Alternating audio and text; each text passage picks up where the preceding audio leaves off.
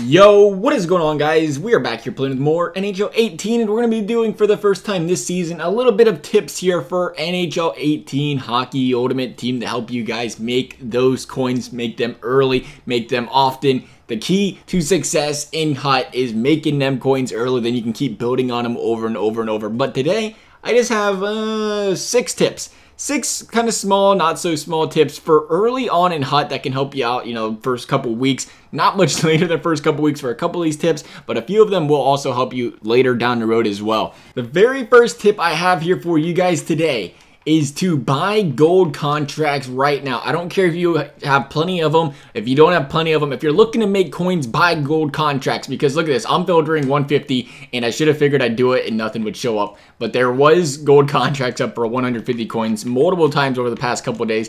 I think I bought them all last time they was up. I'm not going to lie here. That's my coin balance. Might be going down a little bit. 200. There's probably up. All right, plenty of them are up for 200. Still a good price.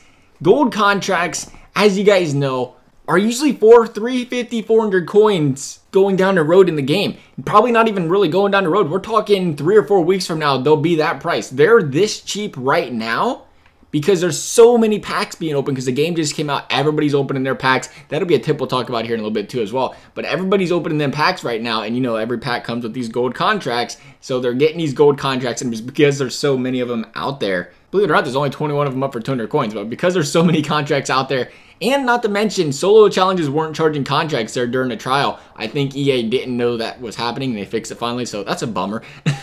Anybody was wondering if those contracts count during solos. Well, because of solo challenges, I think contracts might even be more than they normally are, because that gets more people wanting to play the game that normally don't play the game. I think these contracts could be really killer for solo challenges since they have them, because the difference in solo challenges in Madden and NHL is contracts are like dirt cheap in Madden. You can get like 2,000 of them for like 1,000 coins. And NHL, you couldn't get 2,000 of them for 1,000,000 coins. Alright, maybe you could for 1,000,000 coins, but that's kind of ridiculous when you think about it like that. But yeah, so I'm saying right now, 150, 200, even if you don't need them, I mean, at least you can stockpile them if you play. You buy 100 of them, that'll last you a long time. But if you don't, and you buy 100 of them at 150 coins, 200 coins, and you go and flip them for 400, that's clearly doubling your profit. You just bought, like I said, 100 of them. You just made, what is that, 20,000 coins or so? And I mean, you're only spending at that point, you're not spending hardly any at all. Say you spend, like I said, you spend 10,000 coins on contracts, you go and flip them for 20,000.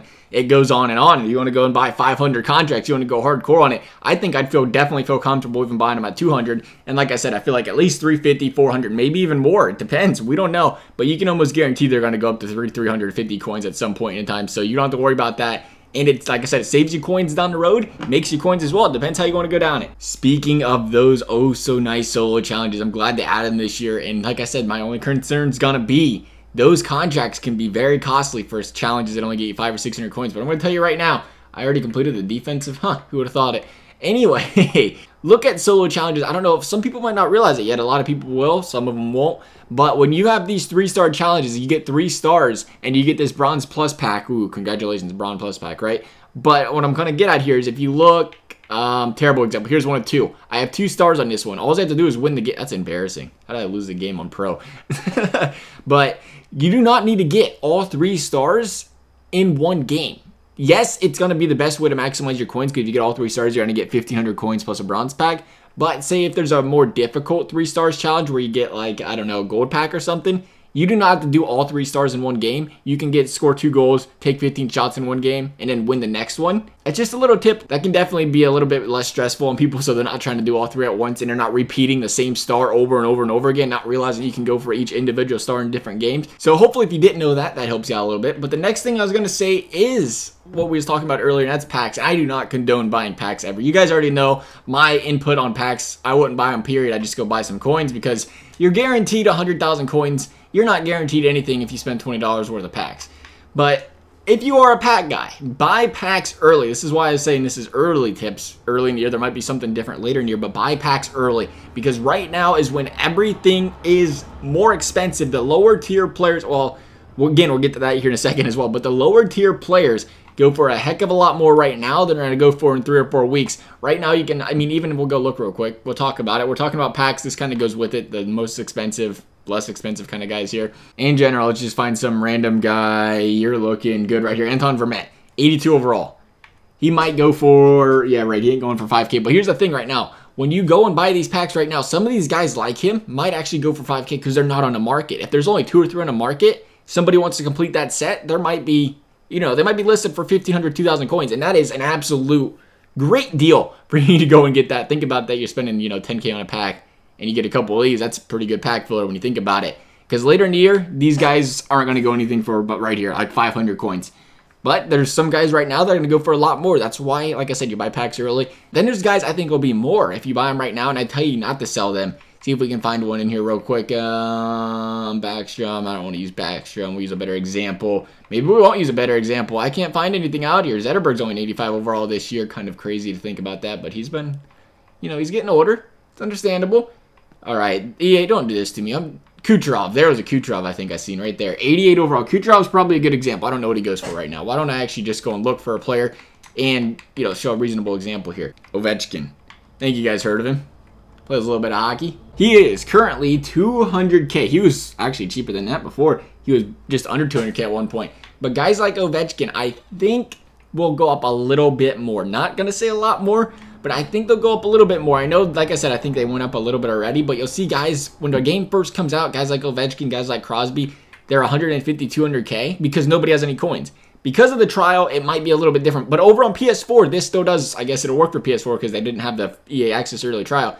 The OVs and stuff like that might be cheaper right now, so if you pull one and say, like, wait a week or two, I'm not telling you to wait a month, I'm saying wait a week or two, his price will start to go up a little bit when people start to get coins, and then that'd be a good idea to sell him. Those 88 pluses, I'd say, be a pretty good range for that. Even some of the 87s might go up a little bit. Guys like Victor Hedman, I'm holding on to a couple of them I pulled. Really hoping he goes up because he's a stud and a half to use, even though he's only an 87 overall. You got to adjust to those overalls this year as well, knowing that, you know, just because he's an 87 doesn't mean he's not worth anything. It's because they knocked the overall points, like, what, plus -2 probably? So he would be probably -89. You can almost say -3, really. A -2, 3-ish range, because Ovi would probably be a 91 else. Like I said, you'd probably see Victor Hedman at a 90, so whatever that would go for. That'd be a 100K range, I'd like to think.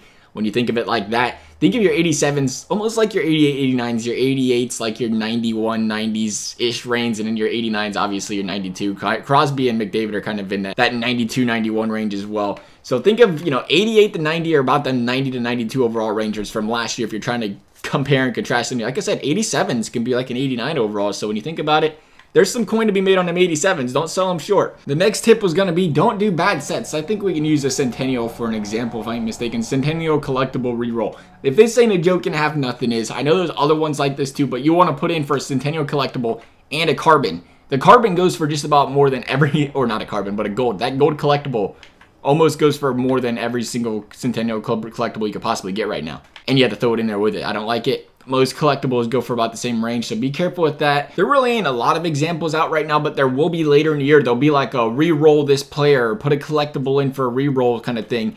And a lot of the re-rolls are the really bad ones, or putting in players, maybe 4 or 5 players that are gold to get one other gold rare. I know they do stuff like that sometimes, like, you're guaranteed nothing with them gold rares, but an 83, you're better off just selling them. But if you're willing to take the risk, go ahead, but it's a waste of coins. The odds are against you. I'm not going to say it's a waste of coins. People tell me, well, I got something good out of those sets before.